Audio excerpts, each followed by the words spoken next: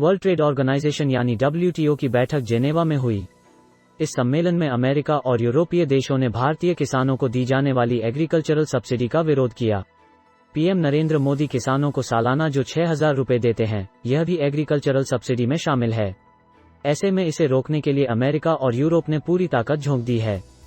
भारत ने भी इस मुद्दे पर ताकतवर देशों के आगे झुकने से इनकार कर दिया है।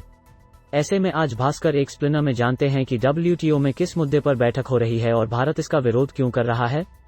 WTO में 3 प्रमुख मुद्दों पर हुई बैठक 12 जून से 15 जून 2022 तक जेनेवा में WTO की बैठक हुई। 164 सदस्य देशों वाले WTO के G33 ग्रुप के 47 देशों के मंत्रियों ने इस कार्यक्रम में हिस्सा लिया। भारत की ओर से केंद्रीय मंत्री पीयूष गोयल शामिल हुए। इस साल होने वाली WTO की बैठक में इन 3 अहम मुद्दों पर प्रस्ताव लाने की तैयारी की गई। 1. कृषि सब्सिडी को खत्म करने के लिए। 2. मछली पकड़ने पर अंतर्राष्ट्रीय कानून बनाने के लिए। 3. कोविड वैक्सीन पेटेंट पर नए नियम लाने के लिए। अमेरिका, यूरोप और दूसरे ताकतवर देश इन तीनों ही मुद्दों पर लाए जाने वाले प्रस्ताव के समर्थन में थे, जबकि भारत ने इन तीनों ही प्रस्ताव पर ताकतवर देशों का जमकर विरोध किया। भारत ने ताकतवर देशों के दबाव के बावजूद एग्रीकल्चरल सब्सिडी को खत्म करने से इनकार कर दिया है। अब इस मामले में भारत को WTO के 80 देशों का साथ मिला है।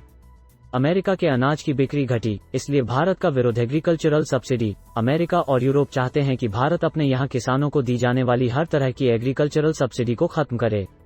इसमें ये सारे एग्रीकल्चरल सब्सिडी में शामिल हैं। अमेरिका जैसे ताकतवर देशों का मानना है कि सब्सिडी की वजह से भारतीय किसान चावल और गेहूं का भरपूर उत्पादन करते हैं।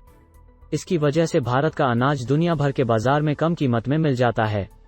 अमेरिका और यूरोपीय देशों के अनाज की कीमत ज्यादा होने की वजह से विकासशील देशों में इसकी बिक्री कम होती है।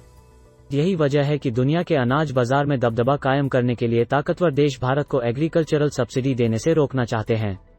भारत इसे मानने के लिए तैयार नहीं है। मछली पालन। ताकतवर देशों का मानना है कि भारत जैसे विकासशील देश सरकारी मदद के दम पर ज्यादा मछली उत्पादन करते हैं। इससे ग्लोबल मार्केट में दूसरे देशों को कंपटीशन का सामना करना पड़ता है। यही वजह है कि अमेरिका जैसे देश मछुआरों को सब्सिडी दिए जाने से रोकना चाहते हैं। साथ ही मछली पकड़ने पर अंतर्राष्ट्रीय कानून भी बनाना चाहते हैं। भारत ने इसका कड़ा विरोध दर्ज कराया है। इसके पीछे भारत का तर्क यह है कि ऐसा हुआ तो भारत के 10 राज्यों के 40 लाख मछुआरों की रोजी रोटी पर संकट खड़ा हो जाएगा। सबसे ज्यादा सब्सिडी पाने वाले पंजाब के किसान सबसे ज्यादा संपन्न भारत के किसानों को सरकारी मदद या सब्सिडी की कितनी जरूरत है, इसे पंजाब के उदाहरण से समझ सकते हैं। सरकारी रिपोर्ट के मुताबिक एक औसत भारतीय किसान परिवार की सालाना आय 77,124 रुपए है, जबकि पंजाब के किसान परिवार की औसत सालाना आय 2,16,708 रुपए है। पंजाब के किसानों की मजबूत आर्थिक स्थिति इस बात का प्रतीक है कि सरकारी मदद कितनी मददगार हो सकती है। यही वजह है कि भारत सरकार देश के किसानों को बीज से लेकर पानी और बिजली तक पर सब्सिडी देती है। खेती में बढ़ती लागत को देखते हुए किसानों की आय बढ़ाने के लिए मिनिमम सपोर्ट प्राइस यानी MSP और बिजली उर्वरक पर मिलने वाली सब्सिडी ही एक तरीका नजर आता है।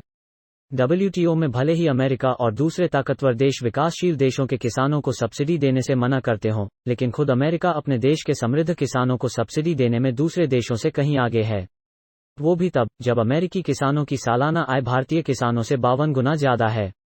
WTO में भारत को चीन के साथ मिला 80 देशों का सपोर्ट भले ही सीमा विवाद को लेकर लैग पर भारत और चीन की सेना आमने सामने हो, लेकिन WTO में सब्सिडी के खिलाफ पेश प्रस्ताव के मामले में भारत और चीन दोनों साथ आ गए हैं। इस मामले में भारत को WTO के 80 सदस्य देशों का साथ मिल रहा है। यह पहली बार नहीं है जब WTO के नियमों के खिलाफ एशिया के 2 बड़े देश चीन और भारत साथ आए हैं। इससे पहले 17 जुलाई 2017 को भी दोनों देशों ने मिलकर किसानों के सब्सिडी मामले में पश्चिमी देशों का विरोध किया था। दरअसल चीन भी अपने किसानों को सालाना 17 लाख रुपए से ज्यादा की सरकारी मदद यानी सब्सिडी देता है। अमेरिकी सांसदों ने सब्सिडी देने पर भारत को दी मुकदमा की धमकी। जेनेवा में शुरू होने वाले WTO की बैठक से पहले 28 अमेरिकी सांसदों ने राष्ट्रपति जो बाइडेन को पत्र लिखकर भारत के खिलाफ WTO में मुकदमा करने की मांग की थी। इन सांसदों ने भारत सरकार पर किसानों को तय नियम से ज्यादा सब्सिडी देने का आरोप लगाया था।